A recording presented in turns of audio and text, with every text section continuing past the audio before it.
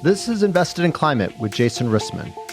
I see climate as the world's biggest, most diverse, most important movement in human history.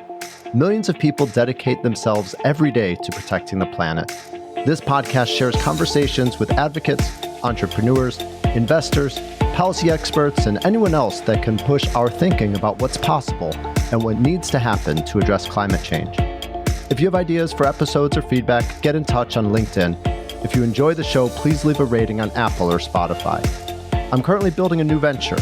It's related to storytelling and how we engage all sorts of folks in meaningful climate action. If you have expertise in this area, big ideas, or examples of something that's really working, get in touch.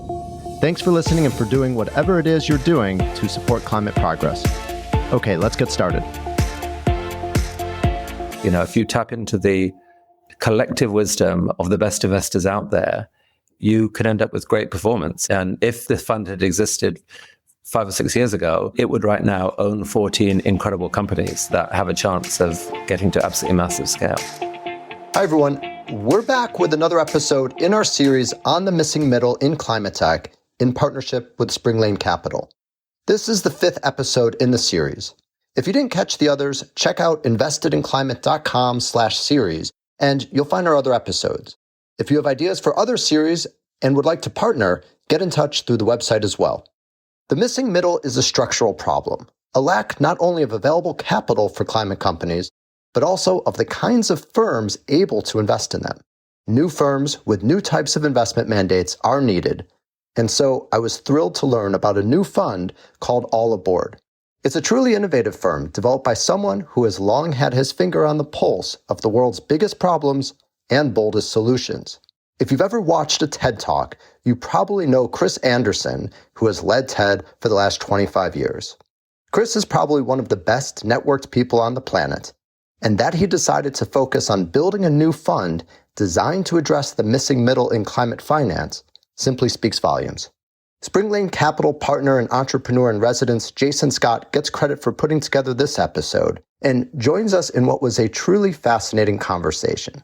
All Aboard reflects the type of creativity and ambition needed to fill a critical climate finance gap. And I think we all hope their model inspires you in some way. Enjoy. Jason and Chris, welcome to Invested in Climate. Thank you. It's great to be here. Well, very excited for this conversation. As you know, this is our 5th episode in our series on the missing middle, launched in partnership with Spring Lane Capital. I'm very excited for this conversation as we'll get to dive into a truly innovative approach to addressing the missing middle problem. Before we go there, Chris, it's wonderful to meet you and a thrill to see you taking a leadership position in climate investing. We all know you as the curator and founder of TED, the conference and media company. And through TED, as well as the TED Prize and the Audacious Project, you perhaps more than anyone I can think of has had your finger on the pulse of the problems and innovations that shape our world today and our future. You're choosing to focus on climate. Why? Well, I've certainly had a lovely front row seat for the last 25 years. And what that seat has revealed is that there are a lot of very smart people for whom climate is the big issue, the big concern for the future. And, you know, it just follows, if you believe in science, if you believe in physics, you know, it's quite clear that there's a huge problem there. That's become more and more apparent. And it's been really exciting to discover more and more people who have, you know, really quite exciting ways of addressing climate. TED took on a few years ago a whole initiative called Countdown, trying to find the best speakers who could address the issue in some way. And, you know, there's lots of people can make an impact on this question, from advocates to street protesters to policymakers to government reformers. But I've been persuaded that the single most potent way of addressing the problem, the line actually runs through business. I mean, that's companies are where the problem is, and changing what companies do is kind of key to solving the problem. So, I mean, I guess, and focusing on that, you know, it brought out lots of entrepreneurial and other instincts that were slightly buried, but it's been exciting to rediscover them. Well, thanks, Chris. As we'll soon hear, you're not just focusing on climate in any old way, but have a truly novel approach that's really strategic and focusing on a systemic problem that's holding back climate progress really meaningfully. Jason, great to see you again. Thanks for suggesting this interview. Let's set the stage for a minute and do a quick memory refresh for those that haven't tuned in to our past episodes. Give us a quick reminder of the systemic problem of the missing middle. What is it and why is it a big deal? Sure, I'm very happy to do that, Jason. But of course, before I do that, I have to go off script and just talk to you a little bit about Chris and thank him for being here. I've known Chris for, I don't know, maybe two decades, Chris. I think first through your amazing wife who founded the Acumen Fund, but then we got to know each other through TED. And I did see this amazing growth of interest in climate kind of follow the trajectory of the growth of TED, the TED Prize, all these different things that you did that really created almost like a sub-track of TED around climate. And particularly more recently around climate investing, TED-specific activities around climate. And then as you transitioned yourself into being a climate investor, it's just been a really amazing journey for me to watch. Very proud to have been a part of it and now work together on some companies and some projects like the All Aboard Fund. And Jason, I give that all as context because I think the missing middle is something that people who come to this sector with amazing experience outside of it as entrepreneurs, investors, analysts, nonprofit advocates, protesters, street protesters even, realize very quickly is something that's keeping us from addressing some of the hairiest climate problems we have. I categorize the missing middle in three buckets. So first is the bucket of what we commonly call growth equity. So companies that are maybe profitable or close to profitable, but need more capital to get to break even and scale. And in the climate sector and energy transition sector in particular, there's a lack of capital available for those types of companies that in other sectors actually are quite well funded. The second missing middle gap is around projects. And even for proven technology, it's very hard for those companies to access equity or debt to build out their projects, and then also to keep growing the companies at the corporate level. And that's really where Spring Lane sits. We sit in this kind of gap on the project and company side of the missing middle. And the third one is one that I think, Chris has brought his experience as a technology investor and entrepreneur to, which is around breakthrough technologies and first-of-a-kind projects. And in that area, there's a combination of topco or corporate capital that's needed, and a lot of that has come from the venture community in the past. But the scale of capital that's needed from venture funds goes way beyond the dry powder that we have in our sector. And then the type of capital that those companies need to build their first green cement plant or a new battery technology or some other breakthrough activity just doesn't exist. So I think there's three missing middles. I'm excited to hear a little more about the All Aboard Fund and how it crosses those. But I think my perception, at least in my experience of it, is that the All Aboard Fund is tackling those kind of the last two, the projects and breakthrough technologies, with a real focus on breakthrough technologies. I was lucky enough to go to the All Aboard Summit 2 years in a row. And this year actually was really gratified to see an ecosystem that Chris and his partner Stan Miranda has built around these second and thirds, but particularly the third missing middle. Thanks, Jason. The missing middle is something that has been a focus of yours at Spring Lane Capital, as well as through the CREO Syndicate. And in previous episodes, we discussed CREO's research on the missing middle and Spring Lane's unique mix of project finance and private equity investing really as helpful steps to addressing the financing gap that you've just described. I think it's worth reiterating the structural problem that persists in climate investing that makes it hard for certain stage companies to find investors of certain sizes. Will you tell us a bit about the structural nature of this problem? I think the structural problem the missing middle is facing is basically a capital gap for where conventional investors are not willing to take a longer term view on energy technologies, especially that will take more time and more capital to see through to profitability, than, say, a software company or something that they're more used to seeing. We're obviously seeing an explosion of interest in AI, data center demand, massive sums of capital moving very quickly for we're still not sure how we're going to realize profits. I think the interesting thing about the energy transition and climate finance is that we know that we're in the middle of the biggest economic opportunity that people have seen for many years, maybe separate from AI and since the internet, but it really is about changing the entire way that the planet uses energy. And that's going to change transportation. It's going to change buildings. It's going to change material science. And the current way that the capital markets are structured doesn't recognize that kind of on the other side of this maybe capital intensity need are massive markets and the opportunities for massive companies. It's easy for us to talk about Tesla as an example. It is one. There are many, many, many Teslas that can be built, but this missing middle gap is what's keeping people from getting there, because the traditional venture capital kind of asset light structure and their need for fast profits is not allowing them to invest kind of through this missing middle to the other side where costs come down and consumers and companies can benefit from the energy transition. The way I'd frame it, building on that, is that the financial markets that we have in large part have been set up to respond to a world of technology company growth. Those have been most of the big success stories of the last few years. And technology lives in the worlds of bits. You know, you're talking about companies that have fundamentally high gross margins. It's easy to move an unlimited number of bits around in the world.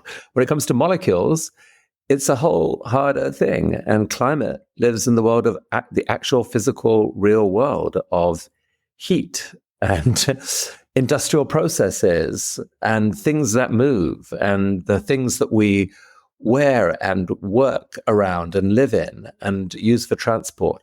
So these are fundamentally more capital intensive businesses. And to grow them, it is fundamentally harder because none of them work except at scale. Like you can't do the reason the world economy, why so many goods are as cheap as they are, is because so many companies have figured out how to get to massive scale. And so to compete with that infrastructure as it is, you can only do so with the pathway to massive scale. The pathway there will involve at some point a very big investment in your unit economics of, say, the first big factory that produces your product or the first big power plant.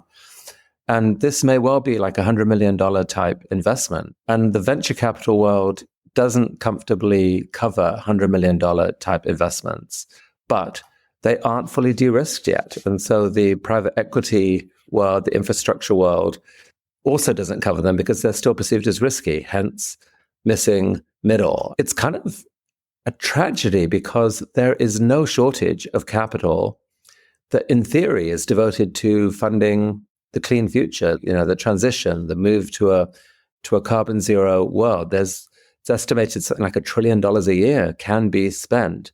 But so far, it's only being spent, the big money is only being spent on a tiny part of the solution. Maybe 15% of the solution. It's being spent on solar and wind and electric cars and batteries and not much else. And 85% of the emissions that are actually out there aren't currently being addressed. This is crazy because it wouldn't cost that much of that $1 trillion to unlock the rest of the 85% of the solution. That's why this problem is, in many ways, is insane. Like it's deeply irrational how if you took a God's eye view of this, of how financial markets are trying to address this problem, it's kind of stark staring bonkers. Well, a big problem and one that's gotten a lot of climate investors talking and thinking. And I've actually been pretty impressed by the level of collaboration that I've seen amongst those working on the missing middle. And I'd be curious for both of you, are there collaborative efforts that you're excited about or that you believe actually still need to be started?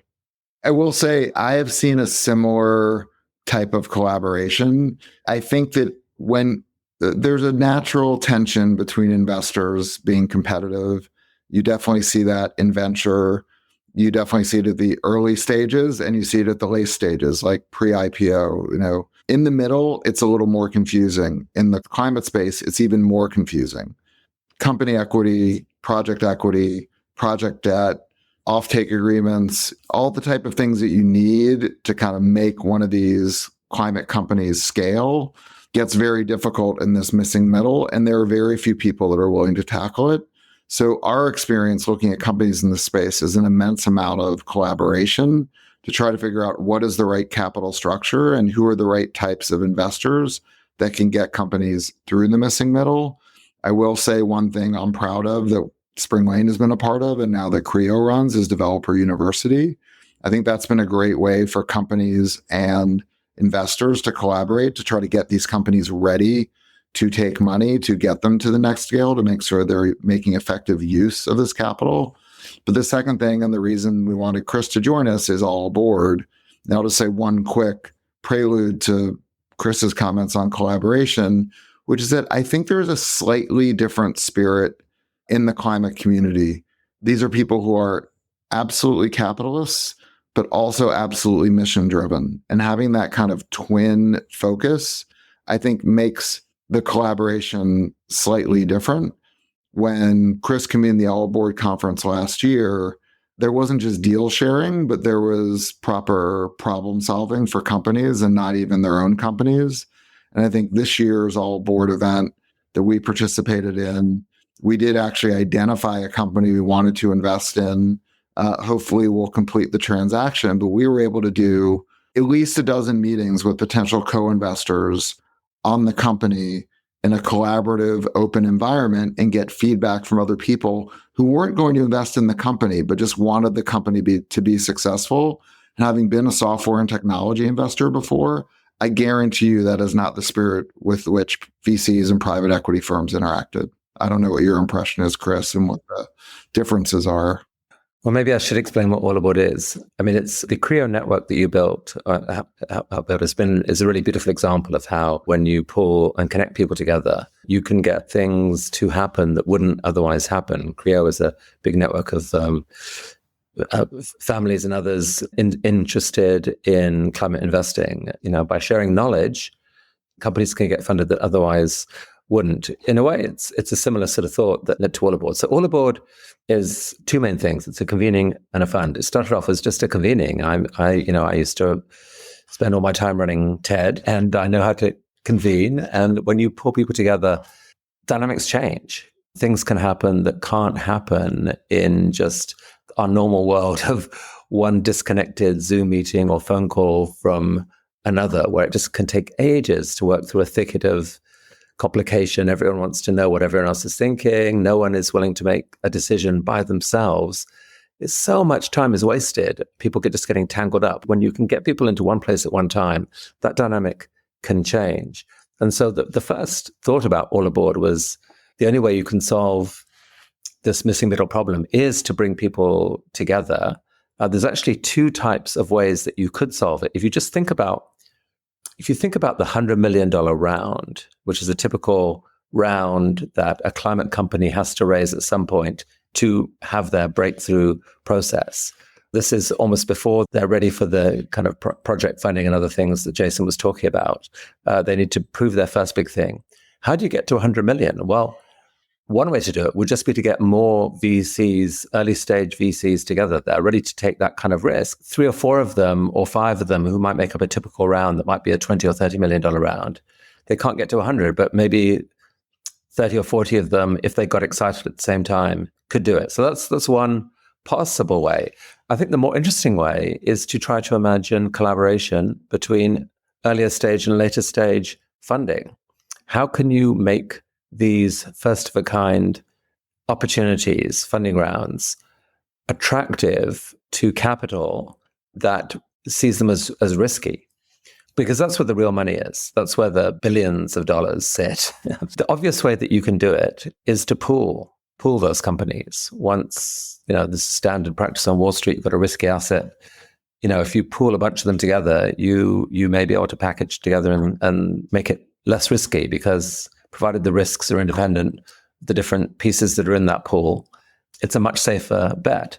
So how might you do that? Well, the idea we came up with at the first all aboard convening, which happened more than a year ago, was that you could have late stage capital basically matching the efforts that early stage capital could come up with. So in our modeling of it, if 3 venture funds were willing to put money into a first of a kind deal, this fund made up of investors who are looking to build a pool of these companies, this fund would match it.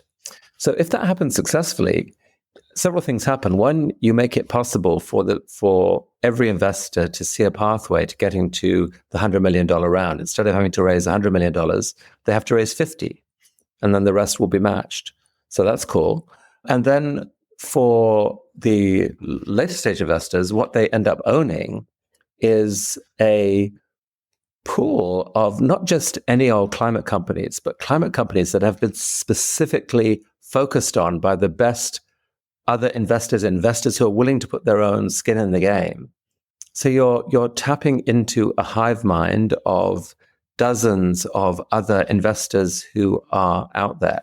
It's a sort of creative way of forming a pool of what I would argue are the most exciting companies that will actually shape and build the future. So that was the fundamental idea. And it's, created quite a bit of interest. There's quite a few people eager to invest in the fund and quite a few people eager to understand more about it. We're right in the middle of this right now. As with anything new and slightly different, it's not, it takes a moment or two to get everyone over the line. But if we do, it would represent an exciting new form of collaboration, essentially, of tying together different people. And it's a fund which instead of paying for its own investment committee and its own team of investors, is really riding on the coattails of what we've identified as the best 25 clean tech investors, including Spring Lane, who are out there at the moment. If you actually look historically at what would have happened if you had applied this algorithm historically, out of the several dozen first-of-a-kind deals that have happened over the last 10 years or so, there are 14 which were invested in by 3 of our 25 network. Those 14 have done significantly better than the others. So it seems like the idea works. If you tap into the collective wisdom of the best investors out there, you could end up with great performance. And if the fund had existed 5 or 6 years ago, it would right now own 14 incredible companies that have a chance of getting to absolutely massive scale. I learn a lot from Chris every time I talk to him, but I learned something particularly interesting as a part of this process, which is something Chris and his co-founder of All Aboard, Stan Miranda, explained to me in a way that I should have intuitively understood from my experience as a software investor, which is almost this idea of social proof.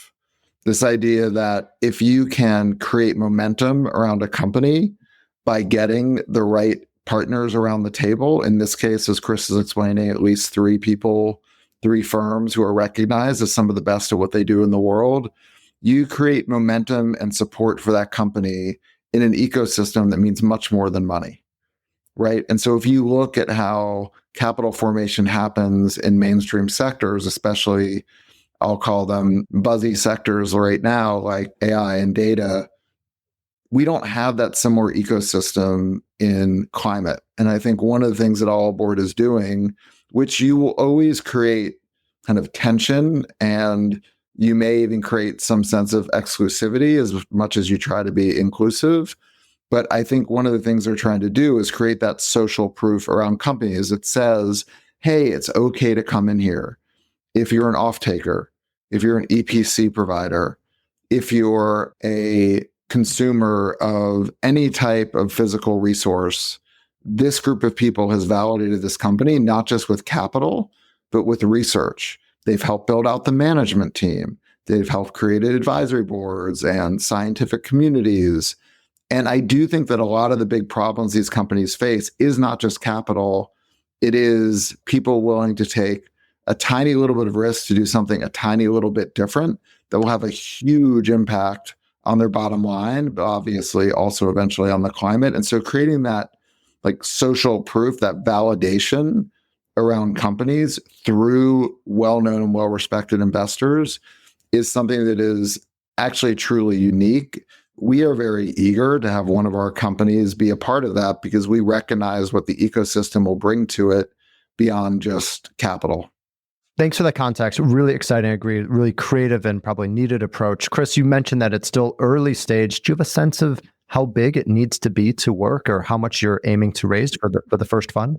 The first fund we're aiming to raise 300 million, which would be enough to buy a stake in maybe 10 companies on average, enough to give a reasonable pool.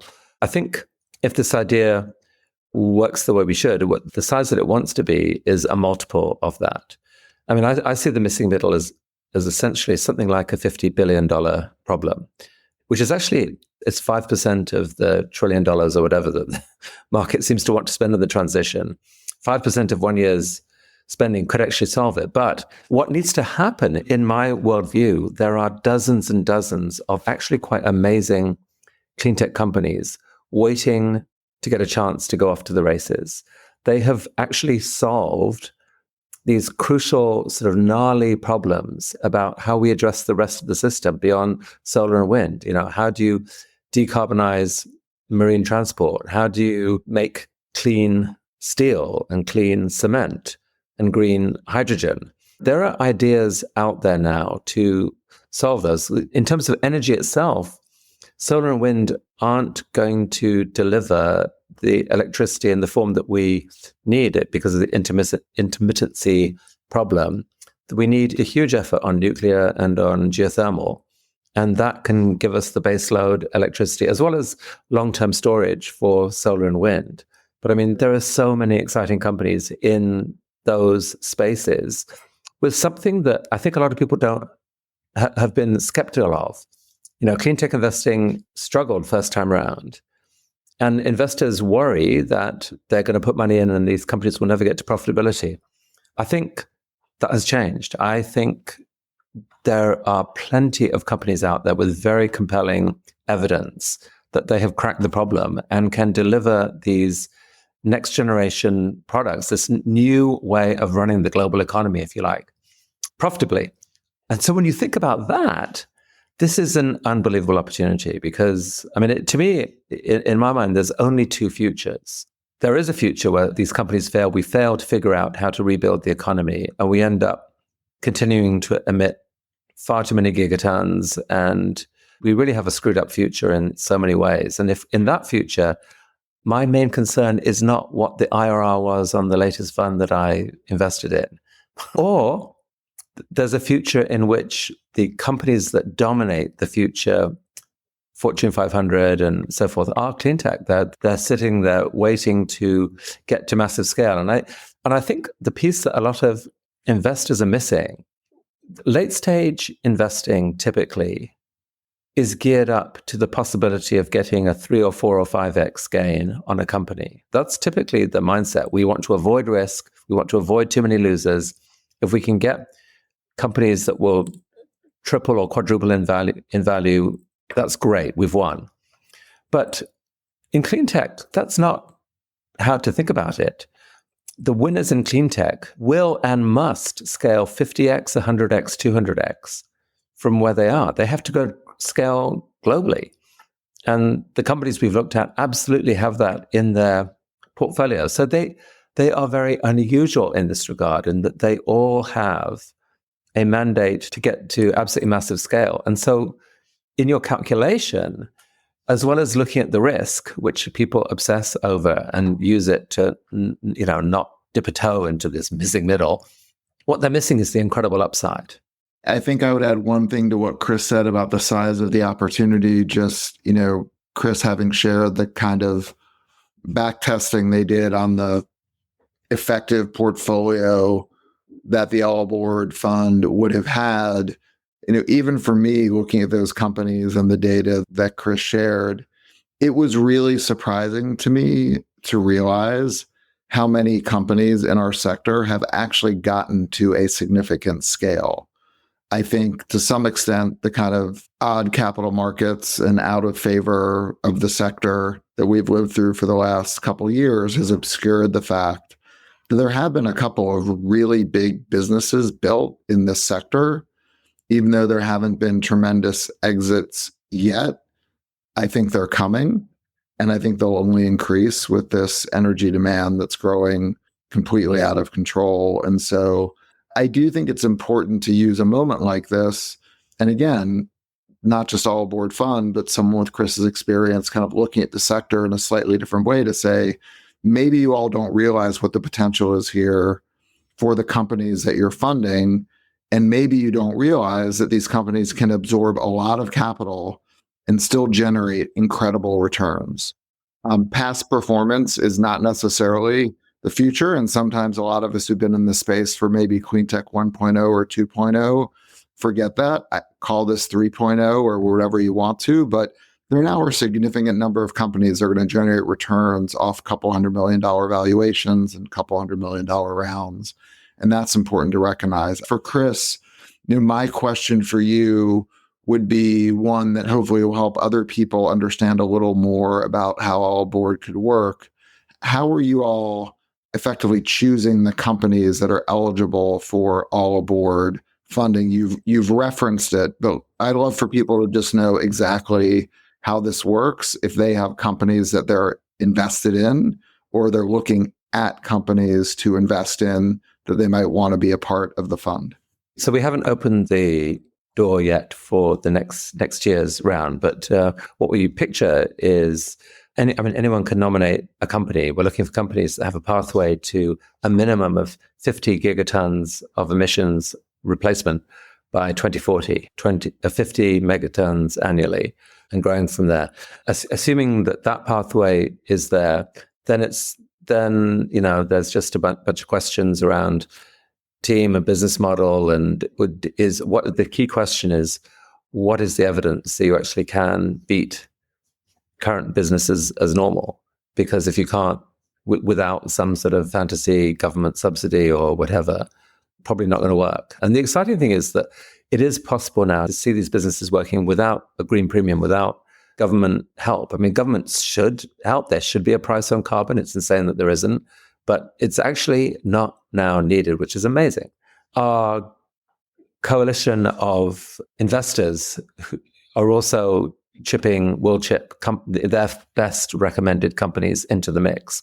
And so we get the benefit of that. Basically, the opinions of the best investors out there will say, at this moment, here is a company that is about to raise a first of a kind round, bring them.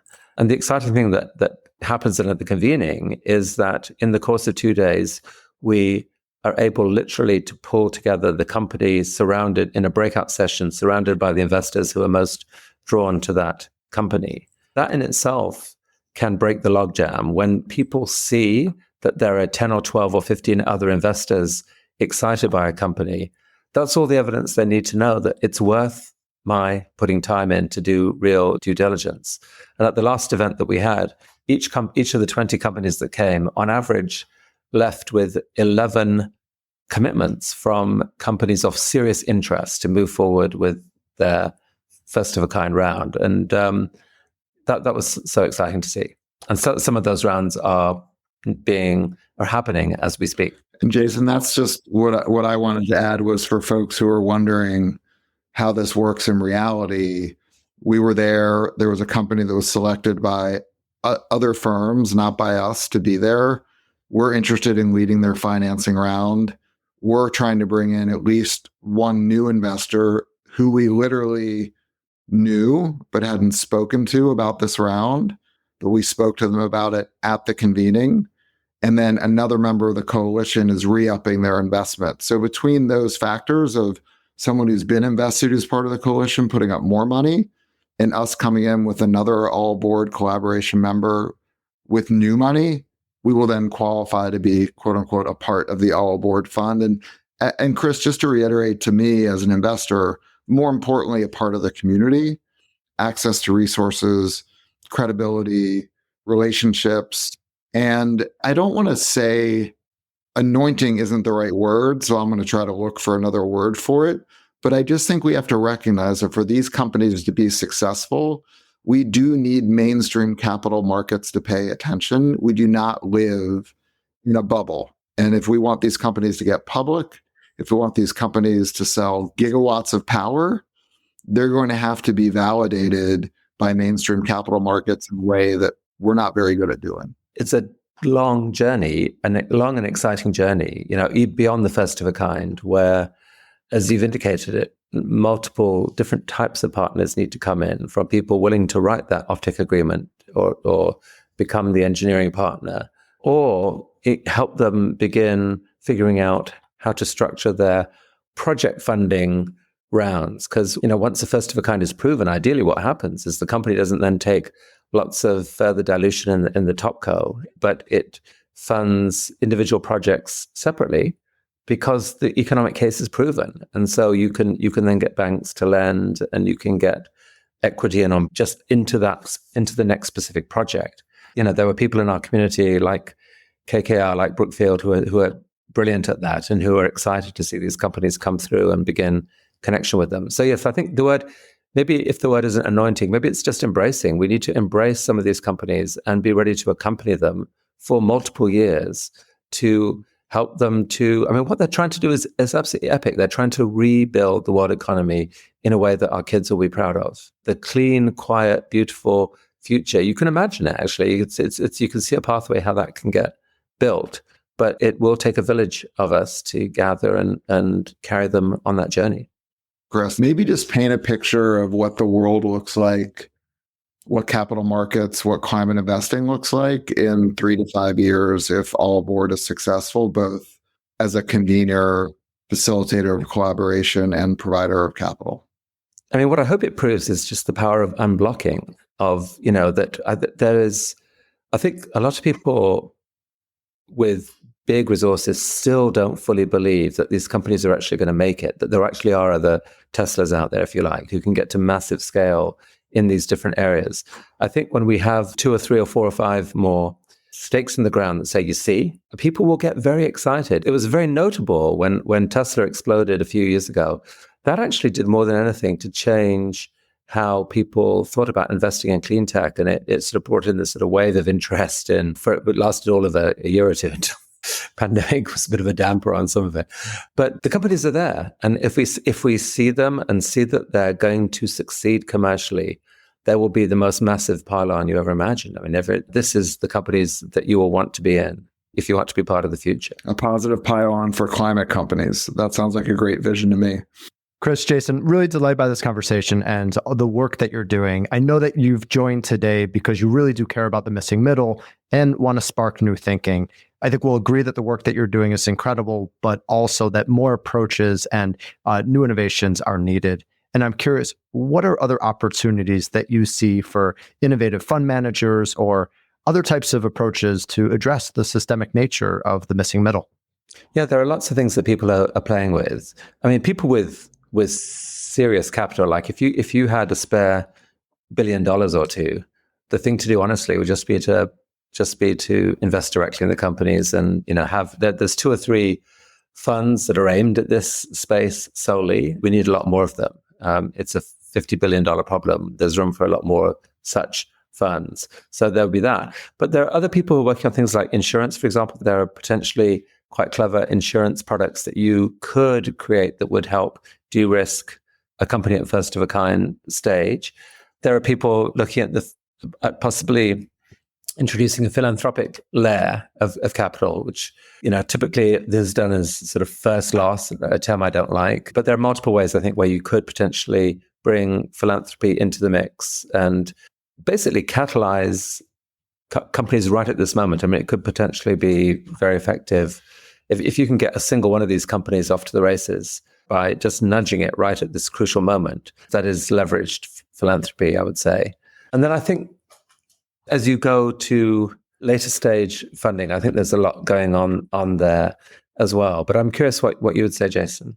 I think you mentioned 2 of the things I think are most important. One is insurance and different types of insurance. I think 2 is, again, I struggle with the terminology of catalytic or philanthropic or concessionary, but let's just call it catalytic capital. I do think there are opportunities for outsized returns in innovative financial structures that haven't been tried yet. because capital markets haven't recognized the upside potential of some of these companies. I think we're just starting to see mainstream lenders, as an example, come in with structures that have never been tried before because they can see the upside on the other side. Now, I don't think that's concessionary. Maybe it's very high risk, but I think the return justifies the risk. It is catalytic. If you can get a bank to put together a syndicate of lenders to do something that's never been done before with appropriate security, but kind of just that little extra bit of risk, knowing that there's a huge offtake agreement or a huge contract on the other side, those are like the little bitty things that will push these companies over the edge and create enormous value. And I'll say two other things. One is that there's a big wide open role here for governments to do something more innovative than they're doing right now, which is to do a kind of public-private partnership where they, again, I would argue for a similar structure to what we're doing with the fund, where the governments say, we trust you markets to make the right commercial decisions. We don't want to double guess that. But if you are willing to, for example, fund a company to do a first of a kind project in our country, we will match the money. That way you could stand a real prospect of creating huge numbers of jobs and playing a really catalytic role. The other idea I'm fascinated by is a holding company that holds, because there's this multi-year accompaniment process going. If a company that had significant stakes in a group of these companies and was willing to work with them, if you like, the Berkshire Hathaway of climate, but with more actual hands-on sort of proactive encouraging of synergies between the companies and encouraging of partnerships to those companies. I think there's potentially a very exciting idea there as well. But that's for another day. So Chris mentioned government, and I think that there's two important things for people to remember when they're thinking about government involvement. One, as Chris mentioned, is there is the rest of the world. The US is not the only government in the world. And those governments have energy needs. A lot of them are skipping over the dirty old infrastructure we created here to create new climate-friendly and economically efficient infrastructure. So I do think that is an incredible way to leapfrog technologies and build out some of this infrastructure, is other countries backing the types of companies that we're funding here in the US and helping get their technology deployed globally. But the second thing I would say about government here is I think the rising energy costs are finally biting here politically. I think we saw that in the last elections just a few weeks ago. And there are industries, obviously nuclear, obviously geothermal, but there's other subsets of industries and other subsectors that are of increasing strategic importance to the federal government. And despite what you might call, the war on wind or the war on solar or whatever you want to call it, transmission and grid infrastructure is incredibly important to this administration. Chris, Jason, thank you so much for your time today and the incredible work that you're doing. All the best of luck. Thank you. It's been a pleasure. Thanks for joining us for this episode of Invested in Climate. Please remember to rate us on Apple, Spotify, or Google. Find show notes, sign up for updates, get in touch, and visualize your climate action at investedinclimate.com. This podcast is for informational and entertainment purposes only and does not constitute financial, accounting, or legal advice. Thanks again.